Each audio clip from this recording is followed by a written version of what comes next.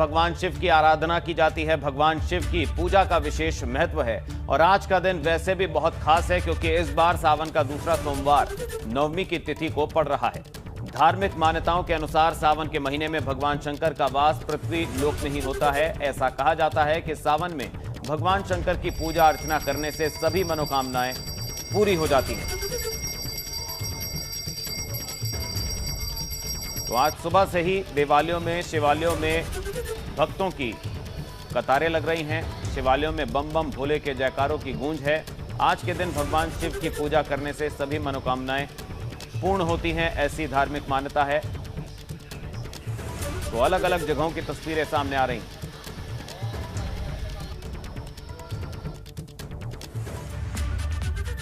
और आज सावन के दूसरे सोमवार को लेकर लखनऊ में विशेष चौकसी है। लखनऊ के मनकामेश्वर मंदिर में सावन के सोमवार पर आज विशेष सुरक्षा व्यवस्था है। आपको बता दें कि हाल ही में रजिस्टर्ड डाक से भेजे गए पत्र में मनकामेश्वर मंदिर को बम से उड़ाने की धमकी दी गई थी और इसी धमकी के बाद प्रशासन पूरी तरीके से अलर्ट मोड पर बना हुआ है। चूंकि सावन का दूसरा सोमवार है, बड़ी संख्या में भक्त पहुंचते हैं, ऐसे में सुरक्षा भी एक बड़ी चुनौती है।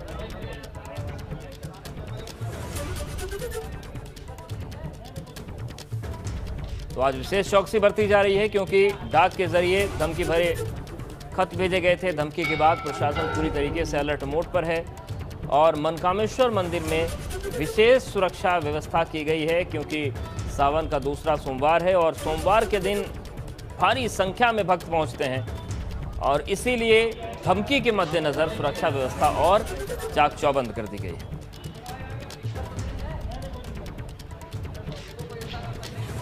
तो देश भर के जो शिवालय है वहां पर सुबह से ही भक्तों की भीड़ पहुंच रही है। हालांकि कोविड गाइडलाइंस का पालन भी करवाया जा रहा है, लेकिन फिर भी लोग बड़ी संख्या में पहुंचते हैं सोमवार के, जो सावन का सोमवार होता है उस मौके पर। और इन सब के बीच लखनऊ में मनकामेश्वर मंदिर में विशेष सुरक्षा व्यवस्था की गई है क्योंकि जिस तरीके से धमकी भरा पत्र आया था, मंदिर को बम से उड़ाने की धमकी दी गई थी, उसके बाद यहां पर बड़ी संख्या में पुलिस बल को तैनात किया गया है।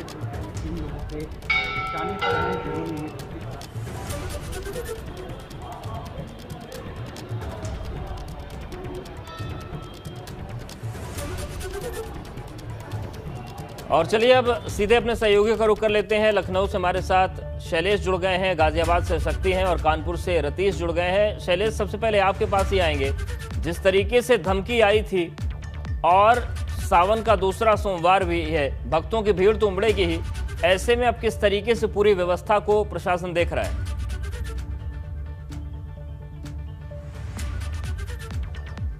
निश्चित रूप से अब देश सावन का दूसरा सोमवार है, ऐसे में भक्तों की कतारें लगी हुई हैं यहाँ पर। पहले हम यहाँ का नज़ारा एक दिखाते हैं अपने दर्शकों को, भक्तों को दिखाते हैं। एक नज़ारा आप देख सकते हैं मनकामेश्वर मंदिर, जो बहुत ही प्राचीन मंदिर है कह सकते हैं। अगर लखनऊ की बात करें, यहाँ का जो सबसे प्राचीन शिवालय है उसमें शामिल है ये मनकामेश्वर मंदिर। और यहाँ पर आप देखिए कि आगे कितनी लंबी कतारें लगी हुई हैं। यहाँ पर जो कतार है, हम कह सकते हैं करीब आधे पौने किलोमीटर दूर तक की कतारें लगी हुई हैं यहाँ पर। दूसरी चीज़, हाल ही में क्योंकि इस मंदिर को लेकर भी एक धमकी भरा पत्र आया था और जब अलीगंज मंदिर का, जिसमें जिक्र किया गया था एक पत्र में और एक में किया गया था इसी मनकामेश्वर मंदिर का जिक्र, जिसके बाद यहाँ पर सुरक्षा व्यवस्था जो है वो और ज़्यादा कड़ी कर दी गई है। वैसे तो यहाँ पर देखिए सावन के सोमवार के चलते वैसे भी कड़ी सुरक्षा व्यवस्था रहती है, लेकिन इस बार क्योंकि धमकी भरा पत्र आया तो उसके चलते यहाँ पर सुरक्षा व्यवस्था को और ज़्यादा टाइट कर दिया गया। ये सोचिए, हम मंदिर के थोड़ी दूरी पर जब खड़े हैं तो आप देख सकते हैं कितनी पुलिस लगी है और अगर मंदिर के मेन गेट की तरफ जाएंगे तो वहाँ पर जो सुरक्षाकर्मी हैं उनकी संख्या और ज़्यादा है।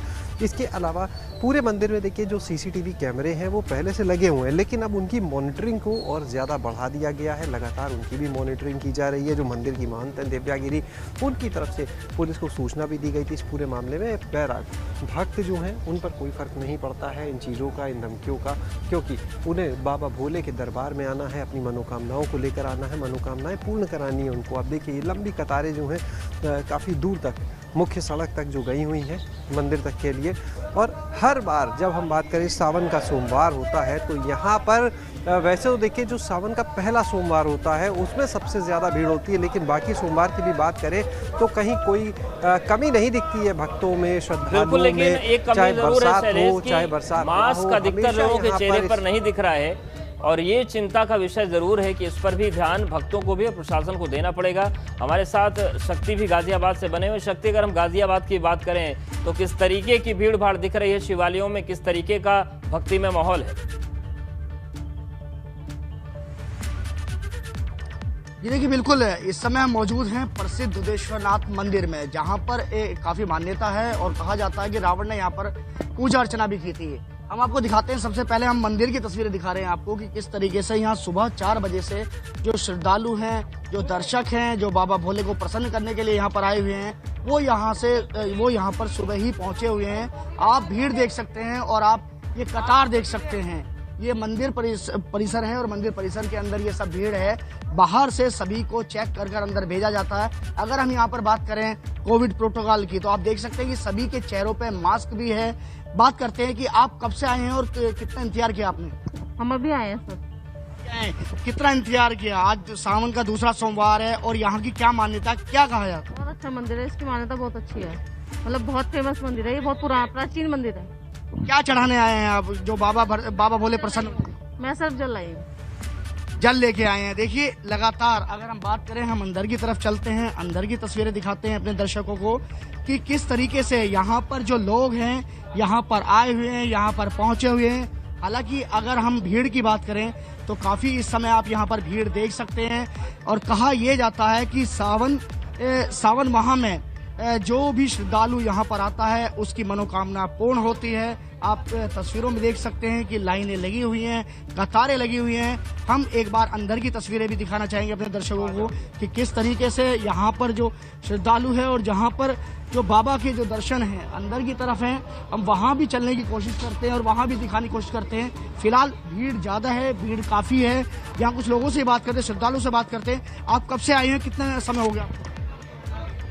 कितना समय हो गया? अभी आने लगे हैं 2 बार से। क्या मान्यता, कुछ यहाँ के बारे में, मान्यता के बारे में बताइए। अच्छी मान्यता है यहाँ की। देखिए मान्यता बहुत है यहाँ पर। सावन का दूसरा सोमवार है और आप भीड़ देख सकते हैं कि किस तरीके से बाबा भोलेनाथ को प्रसन्न करने के लिए यहाँ पर जल लेके आए। आप बताइए अपने बारे में, यहाँ की क्या मान्यता है, क्या माना जाता है?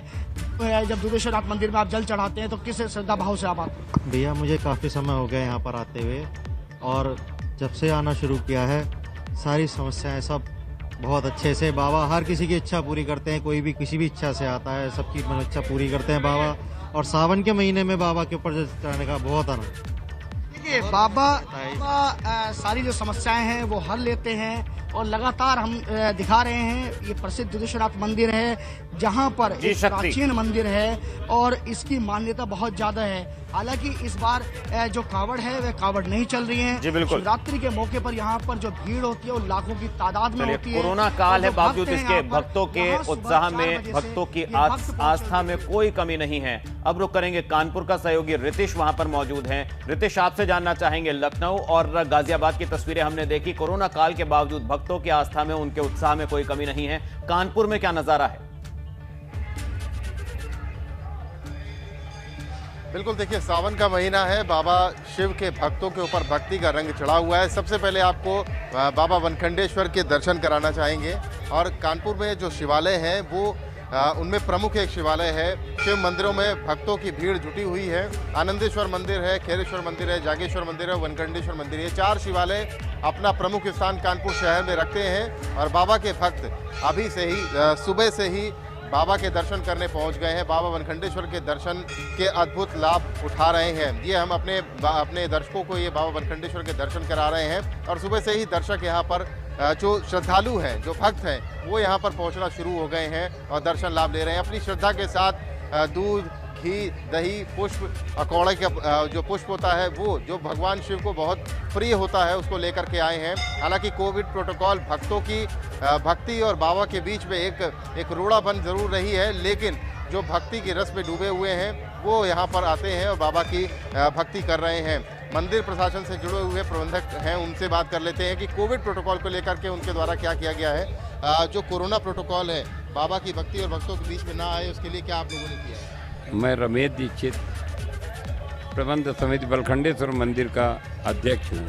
विगत 7 सालों से इस मंदिर की सेवा कर रहा हूँ और ये मंदिर बड़ा पुरातन मंदिर है। यहाँ क्षेत्र के ही नहीं, बहुत दूर दूर के लोग दर्शन करने के लिए आते हैं। सावन का महीना है, भक्त लोग आ रहे हैं, तमाम तरह की अफवाहें फैल जाती हैं, उससे भक्तों में थोड़ा असमंजस हो जाता है। फिर भी भीड़ अन्य मंदिरों की अपेक्षा यहाँ बहुत ज़्यादा चल रही है। हमने कोविड के लिए सैनिटाइज करा दिया है मंदिर का, आगे हाथ धोने के लिए व्यवस्था करा दी है, साबुन भी है और सैनिटाइज करके हाथ जाइए, मंदिर जाइए। विशेष करके हमने मास्क, प्रत्येक व्यक्ति, हमारे यहाँ मंदिर में कोई भी व्यक्ति, चाहे बच्चा हो, चाहे बूढ़ा हो, जवान हो, उसके लिए मास्क निःशुल्क दिए जा रहे हैं। आपको दिखाना चाहेंगे कि मंदिर प्रशासन की तरफ से भक्त जो आ रहे हैं, जो मास्क नहीं लगाए, उनको मास्क भी दिया जा रहा है और पुलिस प्रशासन भी यहाँ पर चुस्त दुरुस्त है और जो लोग मास्क लगाकर नहीं आते उनको टोका जाता है। बाकायदा सुरक्षा के अभूतपूर्व इंतजाम है। मंदिरों में सुरक्षा के जो प्रबंध है बिल्कुल बढ़िया गाइडलाइंस का भी पालन कराया जा रहा है। तस्वीरों में साफ देखा जा सकता है कि आस्था कहीं ना कहीं जो है भक्तों में देखने को मिल रही है। सुबह से ही देवालयों में, शिवालयों में जो है भक्तों की भारी भीड़ है। अब रुख करेंगे वाराणसी का। सहयोगी नीतीश हमारे साथ जुड़े हुए हैं वाराणसी से। नीतीश, लखनऊ की तस्वीरें हमने देखी, गाजियाबाद की देखी, कानपुर शहर की भी तस्वीरें देखी। शिवालयों में भक्तों की भारी भीड़ है। आज सावन का दूसरा सोमवार है। बात करें वाराणसी की तो काशी में किस तरह का नजारा है? काशी का नज़ारा और काशी की भक्ति पूरी दुनिया में मशहूर है और जिस तरह से यहाँ पर सावन का दूसरा सोमवार और आप भीड़ देखें, हर ओर आपको भक्ति के सागर में डूबे हुए लोग नज़र आएंगे और हर कोई यहाँ पर जय घोष लगा रहा है। बम बम भोले, हर हर महादेव का उद्घोष यहाँ पर गूंजता हुआ नज़र आ रहा है। गली हो या इसके साथ ही कहीं कोई चौराहा हो, हर ओर आपको भक्तों की भारी भीड़ दिखाई देगी। आप बताइए, यहाँ पर दर्शन करने आए हैं आप लोग, तो दूसरे सोमवार की क्या महत्व? आज पहले सोमवार से दूसरे सोमवार काफ़ी भीड़ दिखाई दे रही है बाबा की नगरी में और अच्छे से सब लोग दर्शन कर रहे हैं, नियम का पालन कर रहे हैं और जो गाइडलाइन का पालन कर रहे हैं लोग। आप लोग बताइए, व्यवस्था कैसी है? बहुत अच्छी व्यवस्था है। हमारी योगी गवर्नमेंट बहुत ही अच्छी व्यवस्था कर रही है और महिलाएं भी हैं। आप लोग बताइए, दर्शन किया आप लोगों ने? जी जी, कैसी व्यवस्था थी? अच्छी व्यवस्था थी। कोविड गाइडलाइन का पालन भी कर रहे थे? जी जी, एकदम। एक बात जानना चाहेंगे कि महिलाओं के लिए कोई खास व्यवस्था यहाँ पर की गई? कुछ नहीं, महिलाओं के लिए कोई व्यवस्था नहीं, सब सामान्य दर्शन, सामान्य दर्शन। कतार में है, सामान एक समान, बाबा एक समान है एकदम। आपको बता दें कि सावन में 4 सोमवार पड़ते हैं और 4 सोमवार की अलग अलग मान्यताएं होती हैं।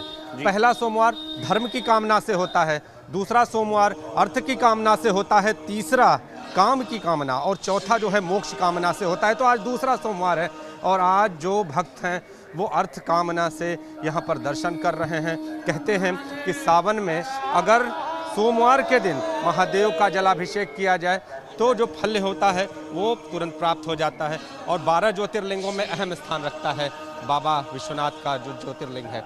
तो कितनी मान्यता, कितनी पूरी मान्यता है, पूरी श्रद्धा है। क्या क्या करते हैं आप लोग पहले?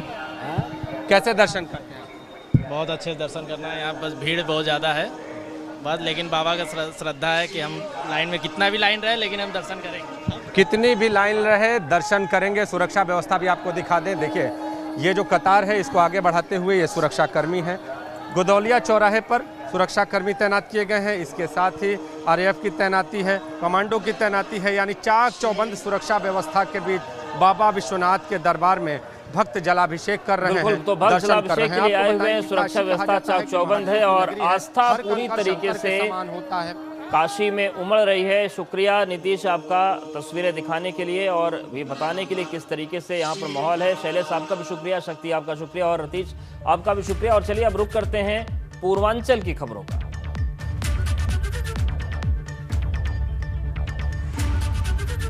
तो देवरिया में अवैध शराब के खिलाफ पुलिस का अभियान जारी है और इसी के तहत पुलिस ने अब तक 28 आरोपियों को गिरफ्तार किया है और इनके खिलाफ कानूनी कार्रवाई जारी है। साथ ही साथ पुलिस ने बड़ी मात्रा में अवैध शराब की खेप बरामद की है। सिद्धार्थनगर में पुलिस को बड़ी सफलता मिली। पुलिस ने 23 जुलाई को हुई युवक की हत्या का खुलासा कर दिया। मामले में पुलिस ने 3 आरोपियों को गिरफ्तार करके जेल भेजा है। अब आगे इनसे पूछताछ की जाएगी। सोनभद्र की बेलन नदी के किनारे घर में एक परिवार में फंसे लोगों को प्रशासन ने बाहर निकाला। ये लोग बाढ़ में फंसे हुए थे। नाव के सहारे सभी लोगों को सुरक्षित निकाला गया। बस्ती में मवेशी को बचाने के चक्कर में हादसा हो गया। इस हादसे में 2 लोगों की मौत हो गई, वहीं 3 लोग गंभीर रूप से घायल हो गए। घायलों को अब इलाज के लिए अस्पताल में भर्ती कराया गया। बलिया में भीषण सड़क हादसा हो गया। यहां बस और बाइक सवारों में टक्कर हुई और इस हादसे में परीक्षा देकर घर जा रही एक लड़की की मौत हो गई। वहीं 3 लोग इस हादसे में घायल हो गए। घायलों को इलाज के लिए अस्पताल में भर्ती कराया गया।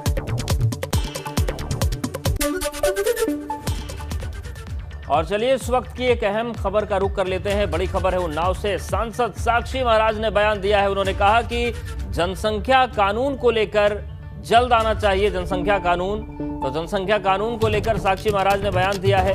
उन्नाव से सांसद हैं और उन्होंने कहा कि जल्द आना चाहिए जनसंख्या कानून। तो जनसंख्या कानून को लेकर साक्षी महाराज ने अपना बयान दिया है। उन्होंने कहा कि जल्द से जल्द जनसंख्या कानून आना चाहिए। क्या कुछ कहा है उन्होंने, सुनिए। सिकुड़ती चली जा रही है, आबादी बढ़ती चली जा रही है, जनसंख्या सुरसा की तरह बदन बढ़ा रही है। सुप्रीम कोर्ट ने भी इस पर चिंता व्यक्त की है। तो अभी वक्त है योगी जी की राह पर चलकर केंद्र सरकार को बहुत जल्दी ही जनसंख्या नियंत्रण कानून बनाना चाहिए। ये जनसंख्या नियंत्रण कानून नहीं आएगा, देश बचेगा नहीं, देश बर्बाद हो जाएगा। इसलिए राष्ट्र के हित में जनसंख्या नियंत्रण कानून बनना ही चाहिए। तो सुनो आपने सांसद साक्षी महाराज का बयान, जनसंख्या कानून की पैरवी की। और अब बात पीलीभीत की। पीलीभीत में एक महिला की शिकायत पर भाजपा विधायक संजय सिंह गंगवार कोतवाली पहुंचे और कोतवाली थाना अध्यक्ष अथर सिंह के सामने हाथ जोड़कर बैठ गए और कहा कि आपने पीड़िता पर किस लिए कार्रवाई कर आपका कुछ नहीं हो सकता। और थाने से ही पुलिस अधीक्षक किरीट कुमार राठौर को उन्होंने फोन लगा दिया और कहा कि इसने पीड़िता पर क्यों कार्रवाई की है।